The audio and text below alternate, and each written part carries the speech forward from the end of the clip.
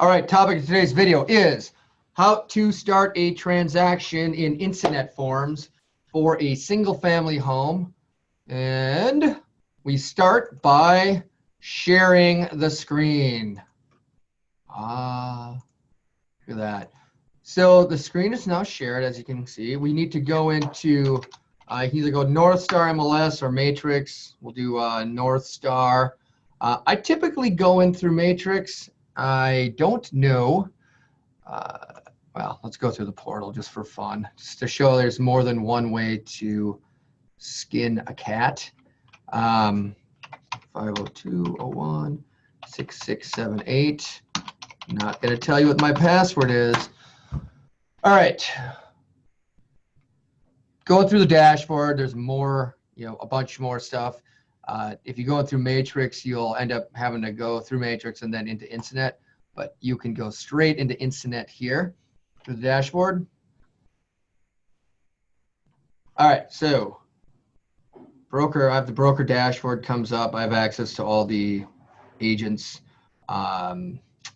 transactions. You can impersonate anyone if I have to go in and make changes.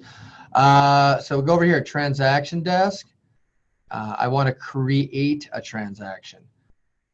Okay, I am going to name the transaction, the property address, 4811 Emerson Avenue North.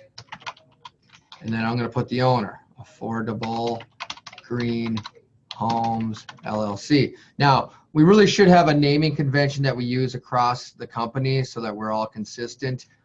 This is mine. I haven't enforced anything, but I think it would be good for all of us to get on the same page. That's going to be a process improvement. I'm only saying that so we remember to do that well after we watch this video. The good news is this particular property was previously listed, so I'm going to pull the data from North Star listing data and try to pull as much of the information as I possibly can into the transaction so I don't have to retype it. Keep in mind when you do this, you're going to have to verify that nothing's changed, because a lot of times, properties that were listed prior could have had, bedrooms added, bathrooms added, square footage added, or taken away. So also you can set up templates to pull in your documents right away. I haven't done that here, which is really, really stupid because that would save a lot of time. But that'll be another video that we do. I am going to be the seller landlord's agent, even though I'm technically the seller. I'm both the seller and the agent broker.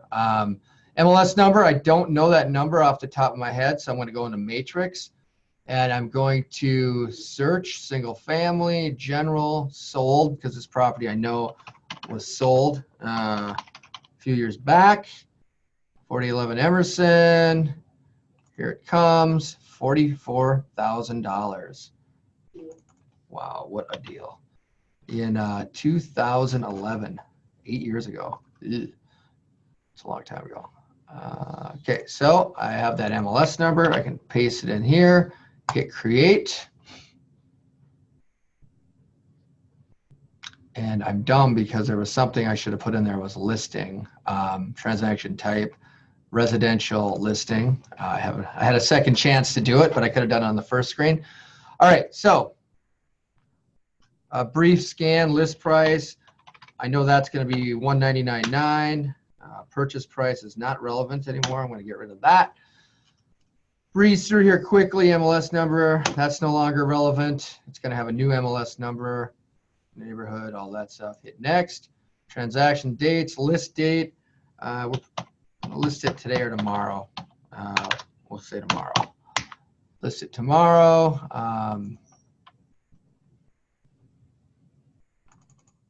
Sorry, I just need to go through here. It's not liking that because weird.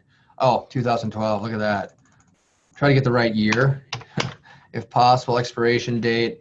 We'll do 12/26/2019. Again, this is my property I own. There's no way it's going to be on the market that long because it's either going to sell or we're going to rent it again. But I want to sell, so it's going to sell. Get rid of this closing date. Get rid of this possession date. All right. Nothing else relevant there. Ooh. delete. We're going to delete all these agents that are here. They are no longer relevant to this transaction. Yes. Delete. Delete. And delete. So I am still there. I can add, well, I'm all that matters at this point. All right, forms. So you go hit this little plus button over here and you go into North Star MLS forms. You know, we're actually gonna do this as a coming soon. So you need the coming soon authorization form. And I just made that decision here. So coming soon, because it'll be an opportunity to show us, show everyone what you have to do with that form. You have to upload the coming soon form when you input the listing. So that's why it's important that we get this signed right away, if that's what you want to do. Single family listing input form, showing instructions form, you can add that as well. That's one a lot of people forget or just choose not to do. We'll add those forms, and we also need to go into the Minnesota MNAR 20, or Minnesota residential form, sorry. Forms we're going to need. We're going to need addendum to purchase lead paint, since the property was purchased or built prior to 1978.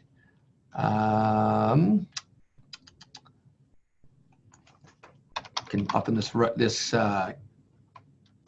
box in the right-hand corner, you can type in the name of a form, like the exclusive right to sell. That's one I know we need. We also need an agency relationships form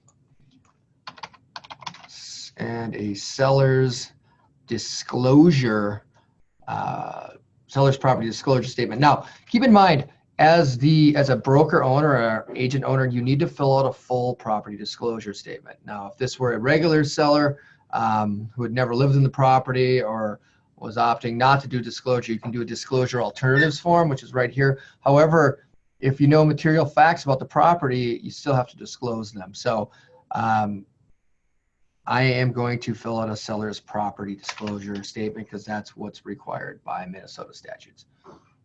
Okay. So, all right, we're going to add these. I believe we are good.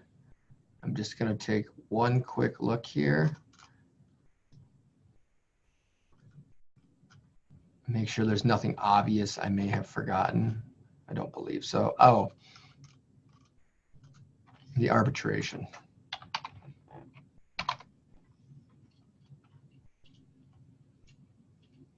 And that is right here. All right, so good. Hit next and done. Now you can go into the different forms and fill them out with the information, but for our purposes for now, that's the paperwork. The main ones you need to fill out at this point, print out the seller's disclosure statement so you can fill that out. And then lead paint form, you can do that now. Have the seller sign the agency relationships, and then the exclusive right to sell listing contract. That's the main one. And just click through the boxes, and that'll be a different training as we fill out the forms. That is it for now.